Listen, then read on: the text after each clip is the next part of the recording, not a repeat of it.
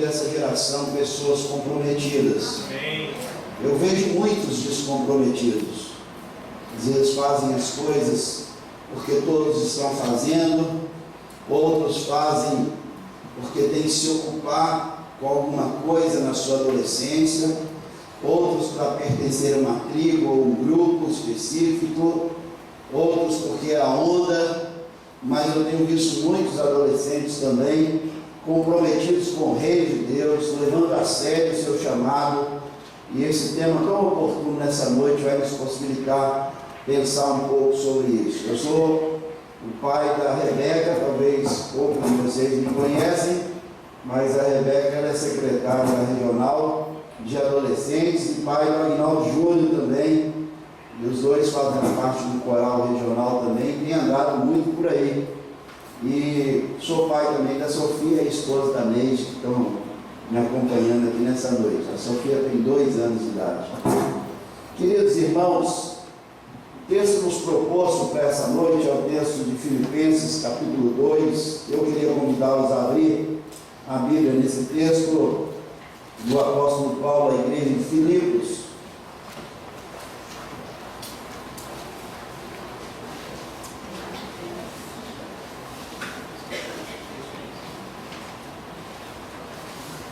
Quantos querem ouvir uma palavra de Deus essa noite? Digam amém. Amém. Não há compromisso nessa noite com o espetáculo, com o movimento, mas há um compromisso com a palavra de Deus. E isso é muito bom. Amém? Amém. Segunda Filipenses capítulo 2, quem achou, eu queria também que abrisse o seu texto da palavra de Deus em João capítulo 20.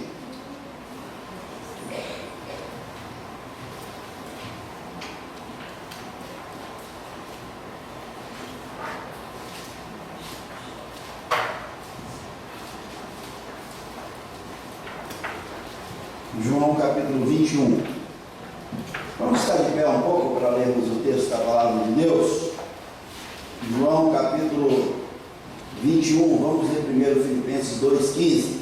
Quantos acharam os 2 textos? Digam amém. Amém. Se você pode, nada te impede, a gente queria convidá-lo a estar de pé. Nós estamos num momento, irmãos, que as pessoas ficam de pé por qualquer coisa, não é verdade? Já viram nesses shows aí de rock and roll? As pessoas vão lá nos primeiros lugares, lá na frente, 2 horas, 3 horas. Eu estava no AMB, São Paulo, e eu estava um dia antes que aconteceu um grande festival que 28 bandas de rock iam se apresentar. O festival ia começar no sábado às 4 horas da tarde. Eu cheguei ao meio-dia para uma feira no AMB, que era do lado do Sambódromo ali de São Paulo, fica na Marginal Tietê. Eu cheguei na sexta-feira, meio-dia, já tinha uma turma, irmãos, na fila de pelo menos umas 500 a 1.000 pessoas. A fila dava volta no quarteirão. E quando abrem os portões, eles correm lá para frente do palco, 2 horas, 3 horas antes do show começar, para fazer a sua presença ali valer. No ginásio, quando um time faz um gol, alguém consegue ficar sentado? Alguém vai no ginásio para quando o time dele fazer um gol ficar sentado? Com a mão no queixo assim, olhando, a vibração? É para isso que eles vão? Não? Quando faz um gol, o que eles fazem? Levantam, pulam, gritam, não é verdade? Quando o presidente da República passa por uma rua, todo mundo para, né? Levanta para ficar de pé, para ver quem é que está.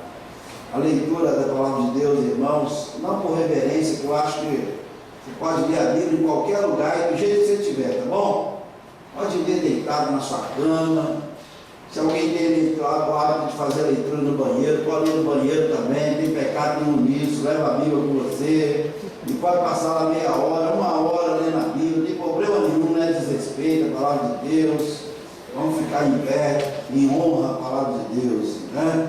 Pode ler a Bíblia no honra, não tem problema, não. Deixa que você leia e ela entre no seu coração, amém?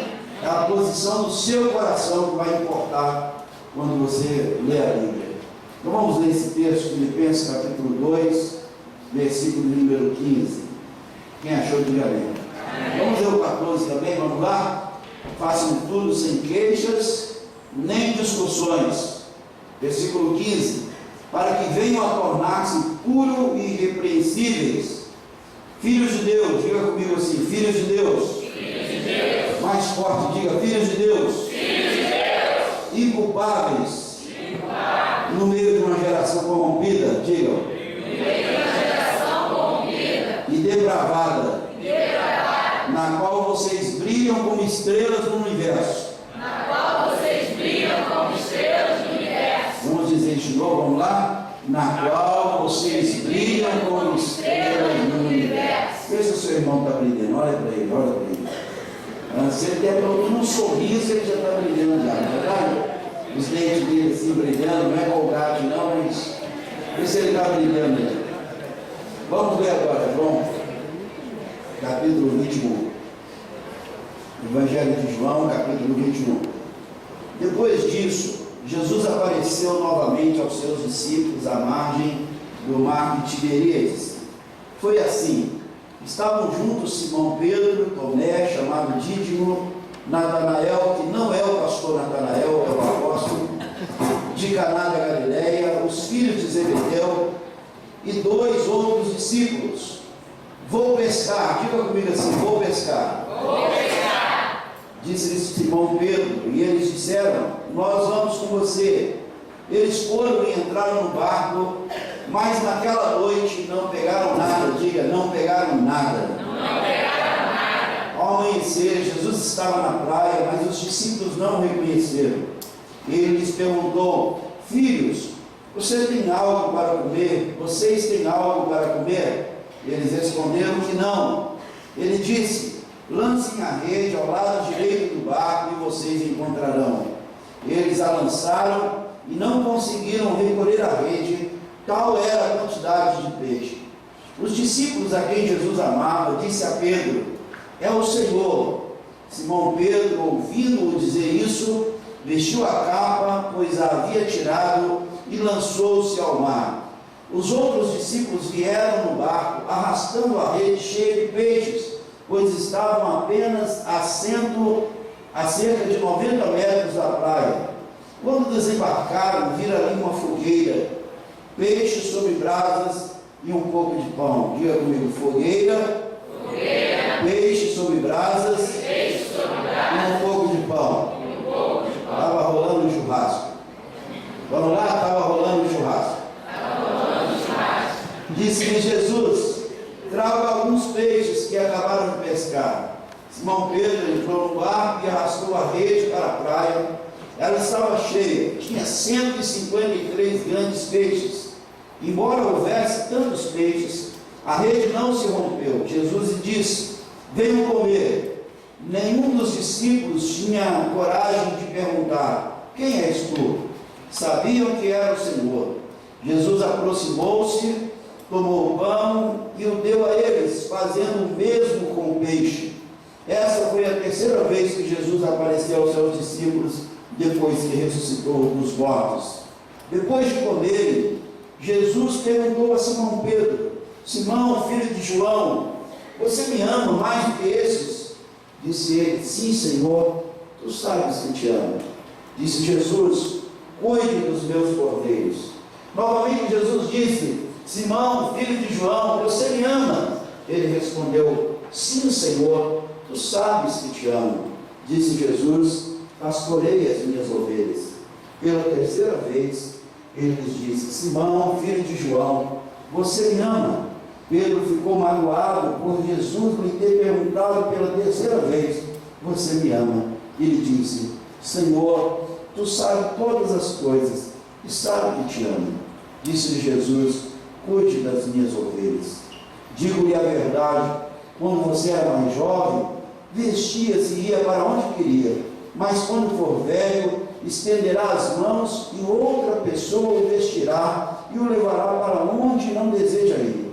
Jesus disse isso para indicar o tipo de morte com o qual Pedro iria glorificar Jesus. E então ele lhe disse: siga-me. Amém? Feche os seus olhos, põe a Bíblia no banco, vamos orar. Pode botar a Bíblia, como diz o pastor Cláudio Duarte, ninguém vai mexer nela, né? Senhor Deus, te louvamos por estar aqui Te agradecemos por esses jovens. Aleluia. Pedimos que Tu nos assente nessa noite para ouvir a Tua voz. Amém. E se há alguma dúvida aqui, Senhor Deus, sobre a nossa missão, a razão da nossa existência, Senhor Deus, ou por que nós estamos vivendo, e nessa noite a Tua palavra seja luz sobre trevas, venha dissipar toda dúvida, tirar, Senhor Deus, toda pergunta dos corações dos Teus filhos e nos fazer, Senhor, saber para que viemos esse mundo. É a nossa oração em nome de Jesus. Amém, Senhor. Deus abençoe. Pode sentar. Menino que ajudou a colocar o público aqui, você é o segundo da segunda-feira. Fica de pé. Quantos anos você tem? Se eu te perguntar assim, quando você crescer, o que é que você vai ser? Você vai me responder. Pastor, já cresci, pode sentar. Quantos aqui adolescentes já sabem o que vai ser daqui a 10 anos? Vamos ver, 10 anos. Daqui a 10 anos, o que você vai ser? Quem sabe, levante a mão assim. Mas pode abaixar. Quem não sabe, são os indecisos, levante a mão. É indeciso até para levantar a mão. Ele não sabe se ele vai levantar, se ele sabe, se ele não sabe, não é verdade? A gente já esperava isso dos nossos adolescentes, certo? Não importa, na verdade, o que nós vamos ser daqui a 10 anos como profissionais. Importa o que nós estamos fazendo hoje, com o nosso chamado e com o que nós estamos tendo oportunidade para fazer. Eu não sou daqueles pastores, irmãos, que acreditam que as crianças é a igreja do futuro. As crianças é a igreja de hoje. Elas já fazem parte da igreja, elas já têm os seus papéis na igreja, elas já são importantes no nosso contexto. Se eu penso assim em relação às crianças, imagino o que eu penso, irmãos, a respeito dos nossos adolescentes. Essa pergunta que hoje é feita a nós, qual é a sua missão? Na verdade, logo no início, nos nossos primeiros anos já éramos feitos. O que você vai ser quando você vai crescer? Quando nós somos mais pequenininhos, uns dizem que vai ser professor, aí depois vai ficando velho, aí descobre o salário do professor, aí ele desiste de ser professor, ele quer ser engenheiro, ele quer ser um técnico de informática, ele quer qualquer coisa. Ele quer ser bombeiro quando ele é pequeno, porque ele acha bonito, não é verdade? Aquela indumentária do bombeiro, aquele caminhão com a sirene ligada, passando pela rua, e os soldadozinhos, bombeiros, tudo em cima daquele caminhão. O que é que você vai ser quando crescer? Eu vou ser bombeiro. Aí depois ele cresce e descobre que para ser bombeiro tem que enfrentar fogo, tem que entrar no mar, tem que salvar nos rios, tem que ir para os lugares que são vítimas de tragédias. E aí ele não quer mais ser bombeiro, ele quer ser outra coisa na vida.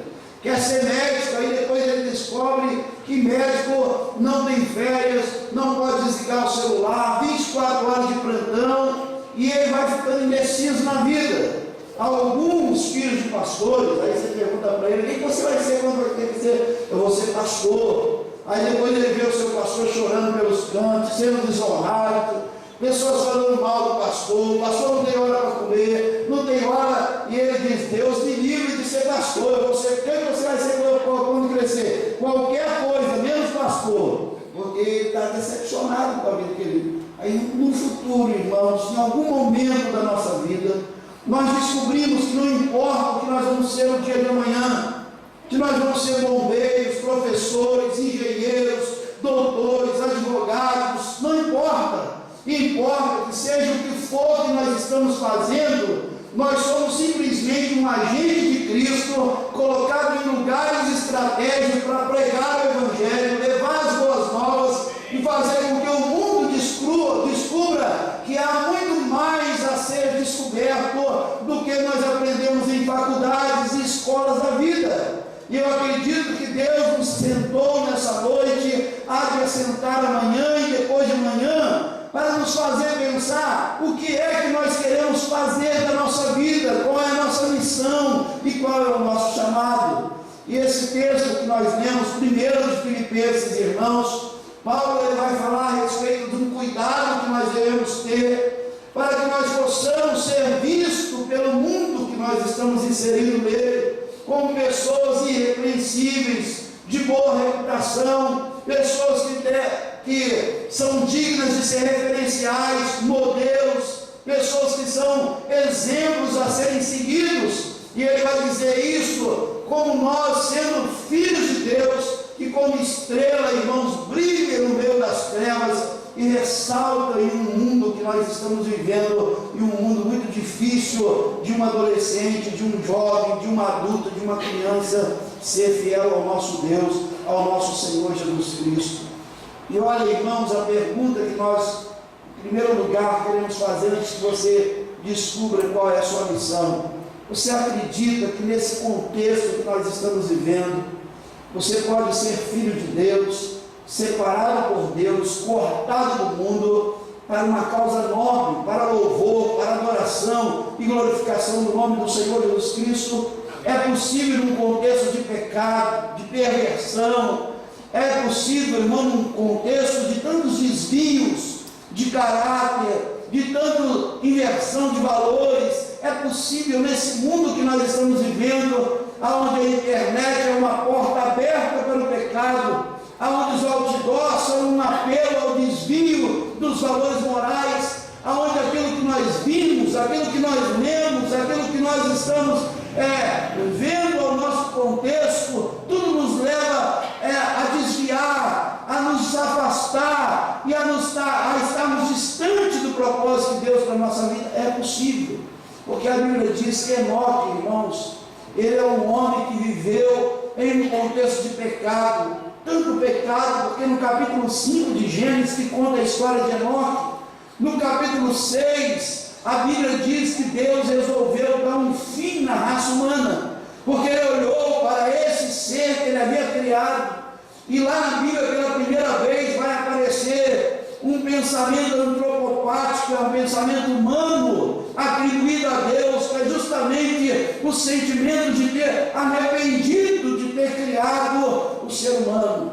Imagine você que é adolescente, você pai que está aqui, você quando a sua esposa está grávida, no meu caso, você tem um monte de expectativa em relação àquela criança que vai nascer. Eu me lembro de quando o Fernando estava corujando ainda a Rebeca, que estava no ventre. Rebeca, é isso mesmo?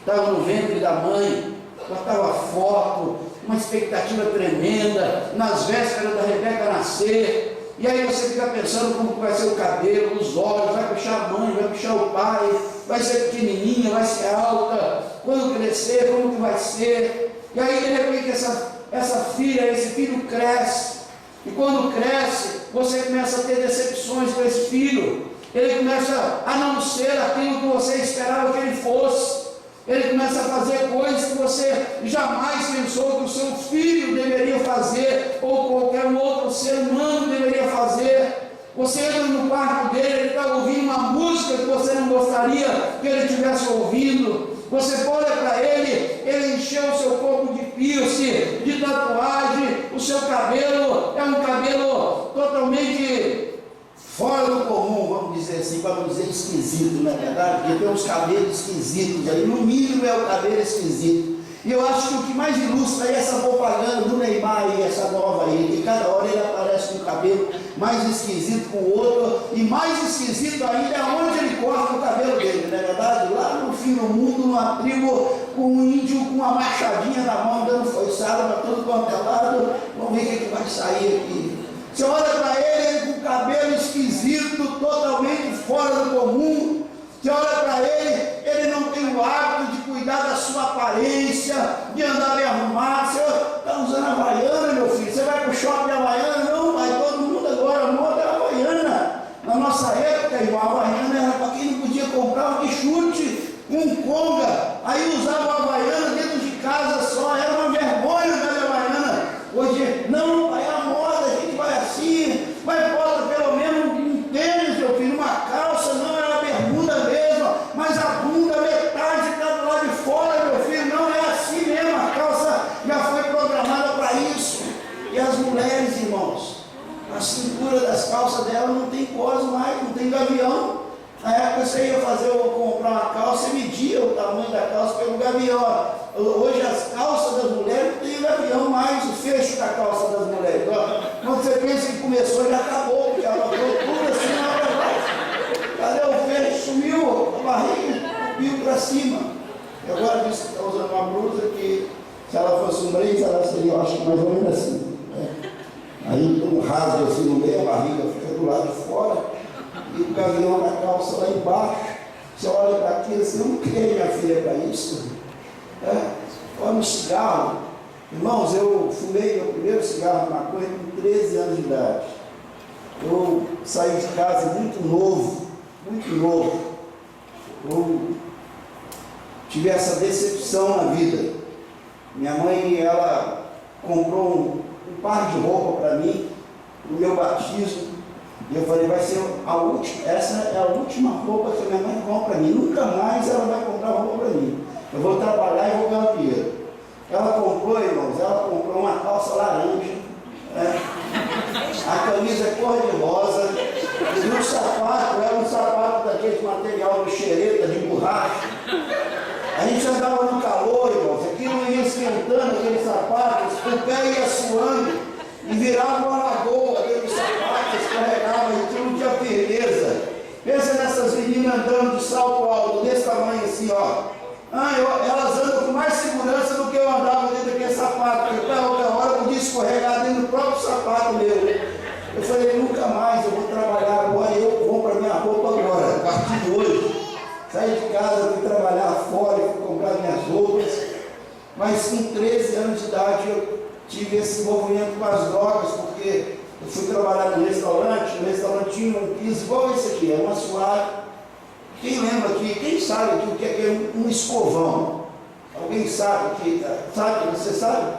Um escovão, o senhor sabe o que é um escovão? Não sabe? E aí, quem sabe o que é um escovão aí? Sabe? Não sabe. O escovão, irmãos, é um instrumento para ilustrar o chão que veio antes da enceradeira. Agora, alguém sabe o que é enceradeira aqui?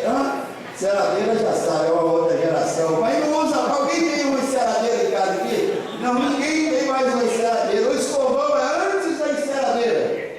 E eu fui trabalhar nesse restaurante para escovar o chão. Vou explicar para vocês o que é um escovão, adolescente. Vocês nunca mais vão esquecer. Não precisa nem para a internet pesquisar o que é escovão, não.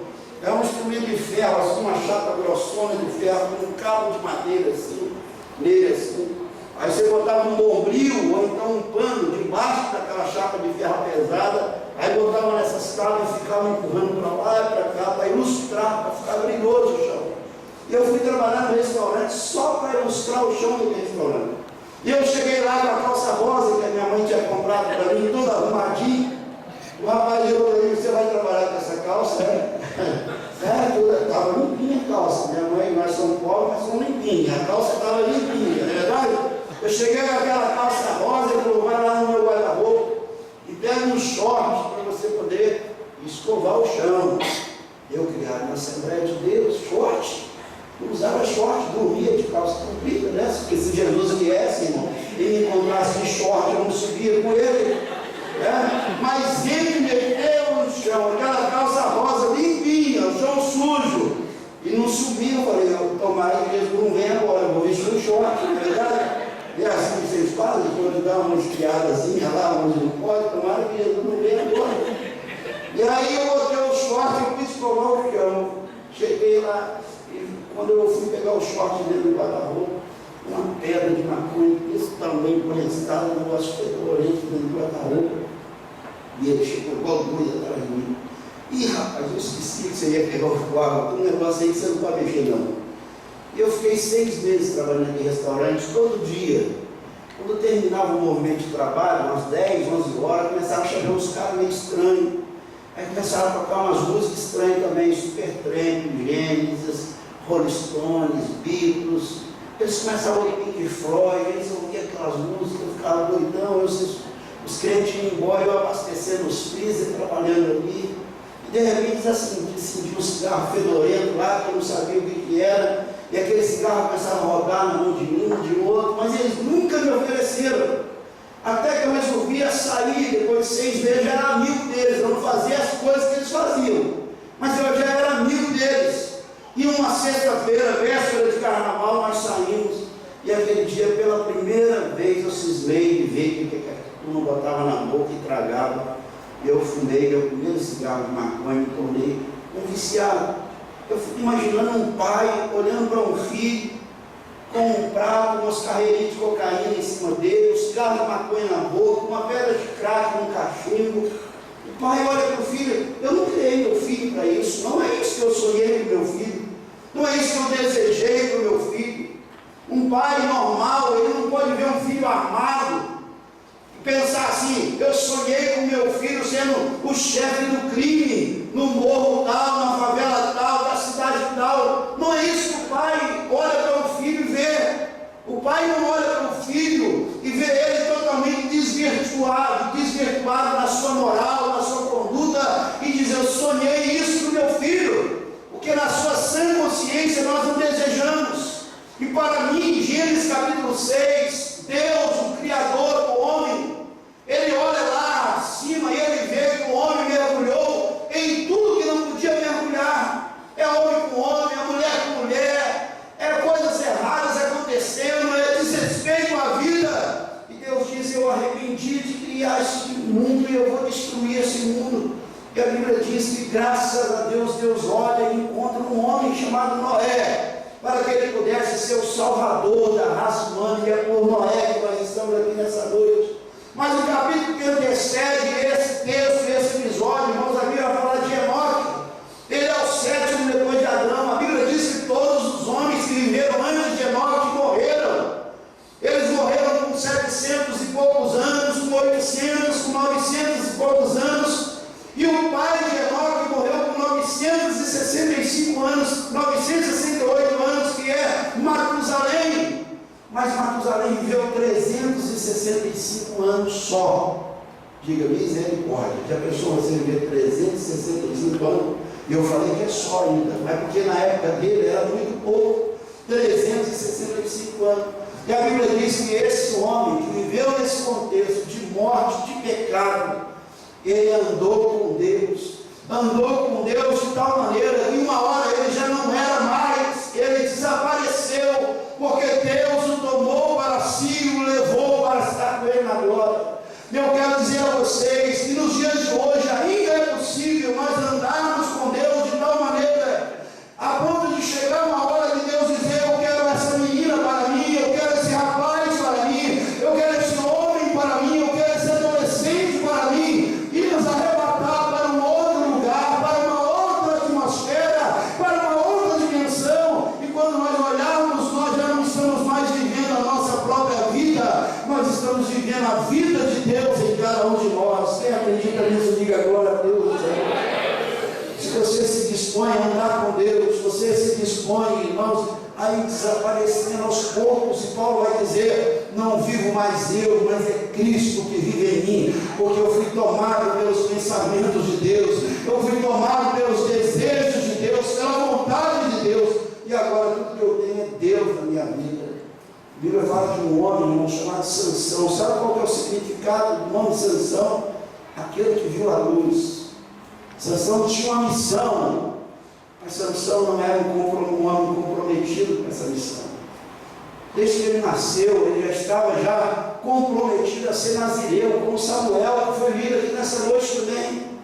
Os pais prometeram ele a Deus e disse: não vai passar navalha na cabeça desse menino, ele não vai beber vinho, ele não vai estar com outra mulher que não seja israelita, ele não vai tocar em animais mortos, ele não vai tocar em pessoas mortas. Ele é um homem consagrado, separado por Deus. E a Bíblia diz, irmãos, que Sansão, além de uma missão, escute só, ele tinha uma unção de Deus sobre a sua vida, porque o Espírito de Deus vinha impetuosamente sobre a vida de Sansão. E ele fazia coisas extraordinárias, como com uma queixada de jumento, matar mais de 1000 pessoas numa guerra, numa batalha. Pensa naqueles filmes épicos, medievais, naquela luta onde não havia o R-15, não havia fuzil, não havia metralhadora, não havia calibre 12. Sansão tinha em mãos um queixo de um jumento, era uma ossada de uma cabeça de um animal da sua época, que ele pega e parte para cima de mais de 1000 filisteus, e ele mata esses mais de 1000 filisteus, porque o Espírito de Deus era sobre a vida de Sansão. Mas ele não tinha compromisso, não era comprometido, como o pastor Nathanael disse aqui nessa noite. A Bíblia diz que quando ele era jovem, ele foi dar uma voltinha onde ele não podia ir. E aí, quando ele chegou na cidade de Tina, ele viu uma moça bonita, formosa, e ele falou: eu quero essa mulher para mim. Voltou para casa, e quando chegou em casa, falou: pai, vi uma mulher lá na cidade de Tina, e eu quero essa mulher para mim, ela vai ser minha mulher. E o pai falou: mas você sabe, Sansão, que você não pode ter essa menina como mulher, como esposa sua. Ela não é judia, ela não é do nosso povo, você é nazireu, não pode. E Sansão, com um menino birrento, ele bateu os pés e disse: eu quero essa mulher. E os pais omissos, irmãos, permitiram Sansão casar com aquela mulher. Sabe o que aconteceu? Na primeira noite do casamento de Sansão, ele já divorciou e já separou da mulher, porque ele resolveu brincar com aquilo que não podia se brincar. Ele resolveu tocar naquilo que não podia se tocar. Quando ele estava indo para o casamento, ele viu um leão, rasgou esse leão no meio, e aí, com a morte desse leão, jogaram as suas ossadas, as abelhas fizeram colmeias. Ele pegou depois, comeu desse mel, fez disso uma piada, colocou diante do povo, da mulher da cidade de Tina, é uma charada. E a mulher, sob a pressão do povo, dos cidadãos da cidade de Tina, contou o segredo de Sansão para os seus conterrâneos. Sansão descobriu, e quando ele descobriu, na mesma noite ele separou dessa mulher, que ele não podia se casar com ela. Foi embora. Depois de um tempo, Sansão se arrependeu de ter largado aquela mulher e de não ter ficado casado com ela. Falou: vou voltar e vou tomar minha mulher como esposa, vou trazer ela para morar comigo. Só que quando ele chegou lá, a sua mulher já estava morando com outro homem. E quando ele pega a sua mulher morando com outro homem, ele fica furioso. A Bíblia diz que ele pega 300 raposas, mata essas raposas pelo rabo, uma na outra, mete uma tocha de fogo no meio do rabo dessas raposas. Eu costumo dizer o seguinte, irmão: ovelha com fogo no rabo já é difícil de controlar. Imagina 300 raposas amarradas uma no rabo da outra e fogo no meio delas, irmãos. As raposas saem igual doida. Vocês estão rindo, né, mulherada? Não é verdade? Uma ovelha com fogo no rabo, dá todo o trabalho como pastor, não é verdade? Imagina 300 raposas. Nós moramos lá em Recife, nós morávamos num sítio assim. Quando a gente ia embora para casa, a gente via umas raposas, mas nós nunca conseguimos chegar muito perto delas, né, filha? Nós víamos de longe os olhos brilhosos, aquele rabo grossão dela se estendendo assim, mas quando a gente chegava, ela enfiava no meio da mata e sumia. A gente não conseguia nem ver mesmo essas raposas. A raposa é um bicho esperto. Sansão foi lá naqueles rabão da raposa, amarrou no outro, meteu fogo no meio e soltou no meio da lavoura dos filisteus. As raposas loucas, correndo de um lado para o outro, jogando faísca de fogo, labareda de fogo, pegou fogo em toda a plantação dos filisteus. E os filisteus ficaram loucos. E Sansão foi brincando com o seu chamado, com a sua missão, com a sua unção, até que ele um dia deita no colo do inimigo. Porque Dalila nunca amou Sansão, era um inimigo, estava ali como uma pessoa enviada pelos filisteus. E a Bíblia diz em Juízes capítulo 16 que ele colocou a sua cabeça no colo de Dalila e dormiu no colo de Dalila. E quando ele dormiu, vieram os filisteus e amarraram, rasparam a sua cabeça e o amarraram. E quando ele pensou que mais uma vez ia levantar e a unção de Deus ia estar sobre a vida dele, e ele ia vencer aquela batalha, ia derrotar os filisteus, então ele já não tinha mais força. Ele foi levado preso pelos filisteus, jogado numa masmorra. E um dia, quando os filisteus estavam dando uma grande festa, resolveram brincar com Sansão. Seus 2 olhos estavam furados. Ele estava já novamente com o seu aspecto de um homem cansado, porque vivia como um prisioneiro, empurrando uma roda de pedra para moer o milho dentro de uma prisão. E quando ele está ali sendo debochado, qual o significado do nome de Sansão? Aquele que viu o sol. E tudo que Sansão vê agora é a escuridão, aquele que brilhou entre os filisteus. Quando Deus chamou o filisteu, Sansão, ele disse: eis que estou levantando um homem para começar a colocar um fim nos filisteus. E ele tinha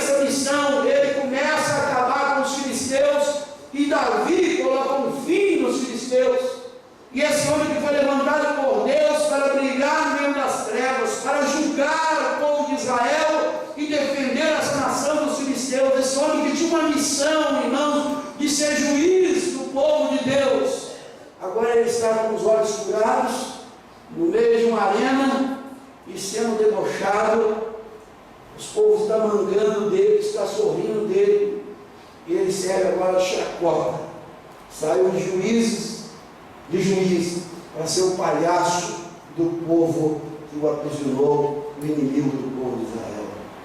Mas quando ele está ali, irmãos, no meio de tudo aquilo, ele lembra da sua missão. Quando ele lembra da sua missão, ele diz: Senhor, se tu me deres força mais uma vez, eu vou colocar esse lugar no chão, e eu vou matar mais na minha morte do que na minha vida.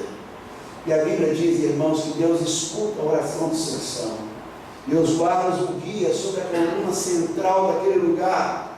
E Sansão, arrependido de ter colocado as suas mãos em lugares imundos, em coisas imundas, em ter se deitado com mulheres imundas. Sansão, arrependido de ter brincado com o seu chamado, com a sua missão, agora arrependido no meio das colunas que sustentavam aquele lugar. Deus mais uma vez manda o teu Espírito sobre a vida de Sansão, porque dele mesmo ele não poderia fazer aquilo, e ele consegue deslocar as colunas centrais daquela arena, que o lugar vem ao chão. E a Bíblia diz que Sansão mata muito mais na sua morte do que na sua vida. O que eu quero trazer nessa noite para vocês que estão aqui estampados nas suas camisas, qual é a sua missão? É que não importa se amanhã vocês vão estar dentro de um consultório médico, não importa se vocês vão estar sentados em uma mesa de um escritório, não importa se vocês vão estar dirigindo um veículo pelas ruas dessas cidades. O que importa para vocês é que vocês saibam que vocês são cidadãos do reino de Deus, com uma missão nesse mundo, e que nada pode desviá-lo do chamado que Deus tem para as suas vidas. Esse texto que eu li, irmãos, está os discípulos perdidos na praia do mar de Tiberíades, palco de tantos milagres que Jesus Cristo realizou na Palestina. Agora não há mais o mestre, não há mais o realizador de milagres, não há mais aquele que curou o enfermo, só há uma solidão, um vazio no coração deles. Aqueles que um dia os chamaram para uma missão, esse que os chamou para uma missão e disse: é chegado o reino de Deus, já não está mais com eles. E esses homens, irmãos perdidos, eles dizem: vamos pescar, vamos voltar à nossa vida normal, vamos fazer o que nós sempre fizemos na vida. E eles voltam ao mar. Quando eles voltam ao mar, eles não pegam nada. E quando eles não pegam nada, eles já têm pensado: pronto, agora que piorou mais, porque nem mesmo pescar nós sabemos, porque passamos a noite inteira e não pescamos nada. Vamos voltar para a praia e vamos ver o que vai ser da nossa vida. Mas quando eles voltam para a praia, eles encontram Jesus Cristo, irmãos, nas areias daquela praia. E Jesus Cristo então estava esperando. E Jesus Cristo pergunta: o que é que vocês têm para que nós possamos comer, para que nós possamos assar na brasa? Eles dizem: nós não temos nada. Olhem para mim, adolescentes, um pouquinho aqui. Talvez em algum momento da vida, se o inimigo não colocou, ele há de tentar colocar no coração de vocês não têm nada que possa oferecer a Deus, para que vocês possam cumprir essa missão que Deus colocou em suas mãos. Talvez em algum momento vocês olhem para vocês e se sintam como aquela viúva que, quando Eliseu bateu a sua porta e perguntou: o que vocês têm em casa? O que você tem em casa? A viúva disse: o quê? Eu não tenho nada. Mas de repente ela parou, pensou um pouquinho e disse: a não ser um pouquinho de azeite lá que sobrou na botija.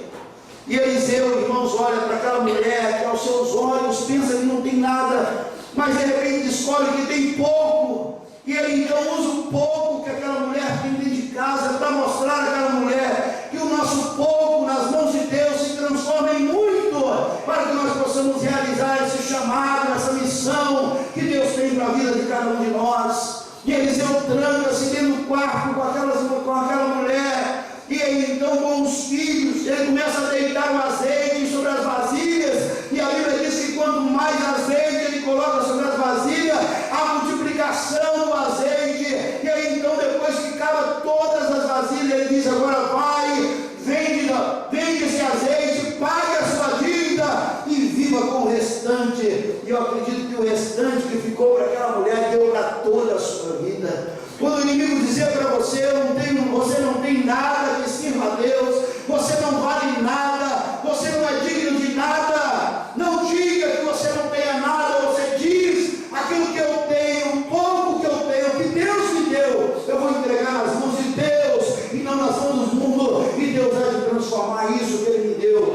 seja um instrumento do sucesso da minha missão.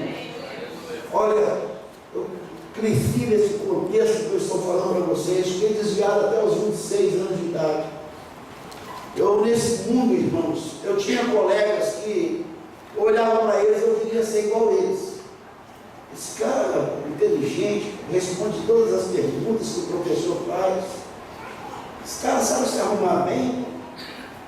O tênis dele é regra, ele combina bem a calça com a camisa, as meninas, ele anda bem no meio das meninas, dos colegas. Eu queria ser igual aqueles camaradas. Eu me sentia um batinho feio. Então, um dia que a gente morava em Belo Horizonte, eu estava voltando da escola. Quando a gente voltando da escola, o moleque travesso, eu cismei de jogar pasta por cima de um carro. Aí jogou a primeira, passou. Aí do outro lado jogou, passou. Aí quando a gente estava no meio da galera, que eu fui jogar a pasta bateu no vidro do Fusquinha.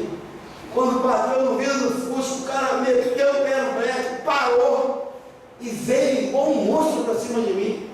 Só que eu vi aquele cara vindo em cima de mim, eu comecei a mijar nas calças, na frente dos meus colegas. Mijei literalmente, desceu nas pernas, enfiou dentro do sapato, o xixi todinho. E para mim ir para a aula no outro dia, irmãos, era o que mijou de medo nas calças do dia anterior. Eu nunca mais queria ir naquela escola, frequentar aquela escola. Hoje eu olho esses camaradas, alguns deles, ou caíram no homossexualismo, ou estão presos, ou estão batendo cabeça na igreja. Eu tenho um monte de colegas batendo cabeça na igreja. Entra, sai, nunca conseguiu fincar no seu ministério, ser bem sucedido naquilo que fazem. Nós podemos, irmãos, olhar para nós e dizer, nós não temos nada. Como João disse, como Pedro disse, nós não temos nada, nós pescamos a noite inteira, a rede está vazia. Mas nós podemos, irmãos, dizer como essa mulher disse, eu tenho um pouquinho de azeite.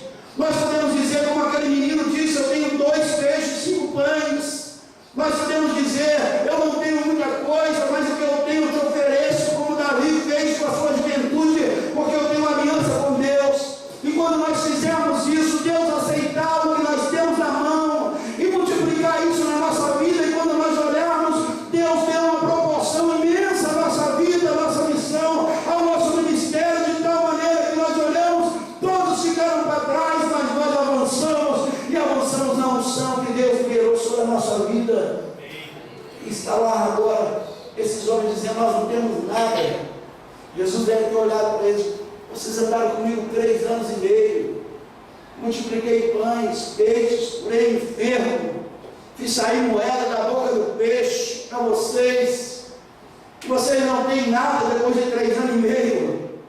Daqui a 5 anos eu posso voltar a essa igreja e certamente nem todos vão estar aqui. E posso olhar para vocês e dizer assim, mas eu falei para vocês naquele dia, o Fernando falou, o pastor Natanael pregou nessa igreja. Mas se perdeu tudo que foi dito, tudo que foi ministrado. Nós podemos voltar daqui a 5 anos e ver ministros de Deus espalhados no estado do Rio de Janeiro inteiro.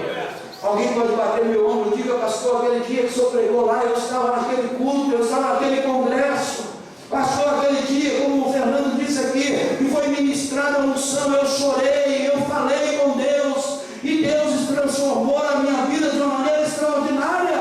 E é isso que Deus espera de cada um de nós, e nós devemos entregar isso a Ele. Mas Jesus Cristo nunca desiste de nós. Diga isso para o seu irmão, Jesus nunca desiste de você. Fala para ele. A Bíblia diz que Jesus mandou eles entrarem no barco de novo. Voltem para a missão de vocês. Não tem nada acabado ainda, glória a Deus, amém, irmãos? Volte para a missão de vocês, não tem nada acabado, a história não acabou ainda, esse não é o fim.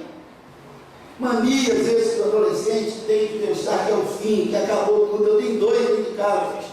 Eles falam como se não houvesse outras oportunidades, como se não fosse ter outra chance na vida. Não acabou, volte para o mar.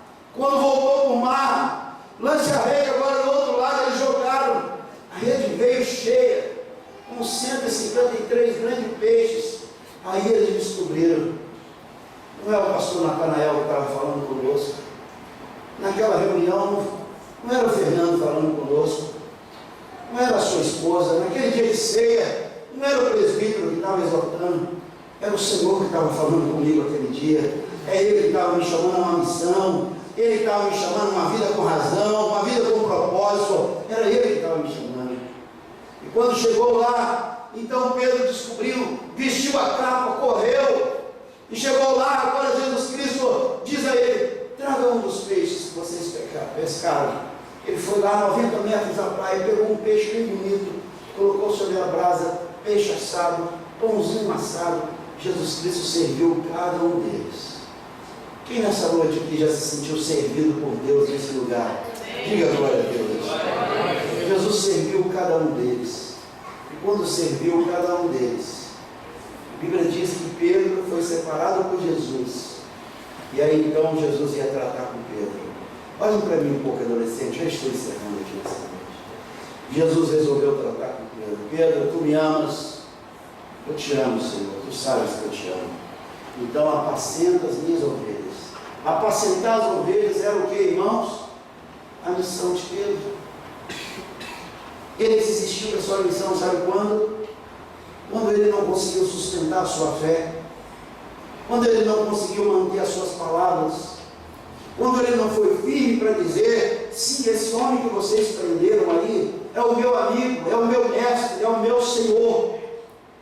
Quando ele fez isso e negou a Jesus, ele desistiu da sua missão, ele desistiu do seu chamado, do seu ministério.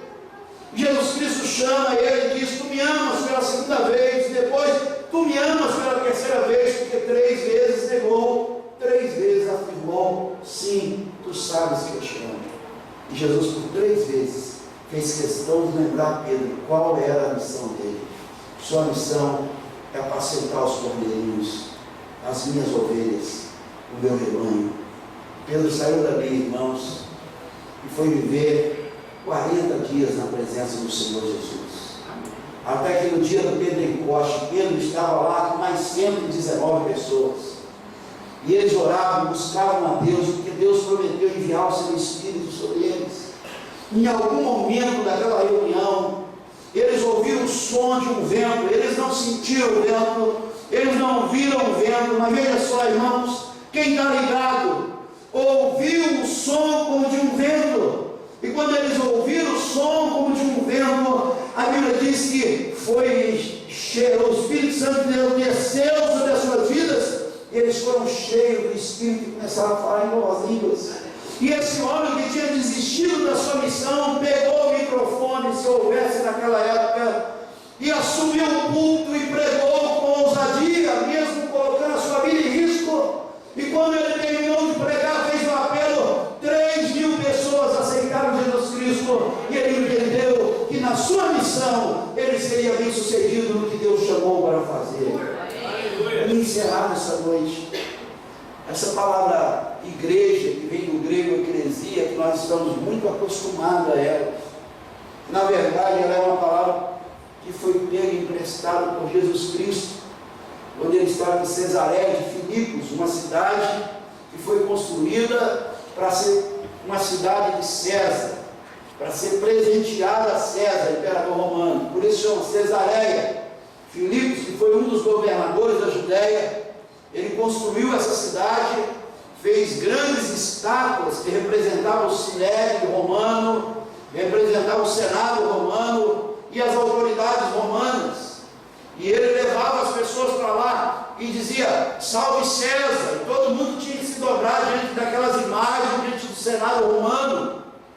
E esses que iam junto pelo Império Romano, enviados para a Palestina, as cidades que eram tomadas, eles eram chamados pelo imperador romano de eclesia. O imperador romano separava alguns grupos de homens: vocês vão ser a minha eclesia na Palestina, vocês serão magistrados, vocês serão políticos, vocês serão cobradores de impostos, vocês serão educadores, vocês são a minha eclesia. Foi tirada da cidade de Roma e foi enviada para a cidade que foi dominada por Roma. E Jesus Cristo estava em Cesareia de Filipos, diante daquelas estátuas construídas para honrar César e o seu Senado. Jesus Cristo disse: Pedro, não foi a carne nem o sangue que te revelou que eu sou o Cristo, o Filho de Deus, mas foi o Espírito. E eu te digo que vocês são a minha igreja, assim como César tem a sua igreja, eu tenho a minha igreja, vocês são a minha igreja.